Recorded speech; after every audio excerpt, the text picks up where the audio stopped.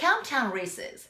In this piece, you have an open A, then an F sharp, then you go back to an open A. That means that you're going to be crossing strings from the open A string to D string in order to play the F sharp, which is second finger on the D string.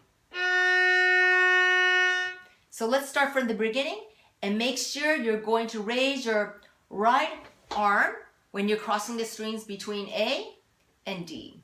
D to A. Here we go. After 4 counts, please. 1, 2, 3, 4.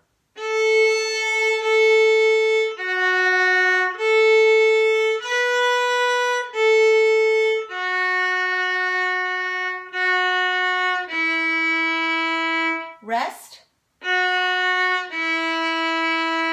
Rest.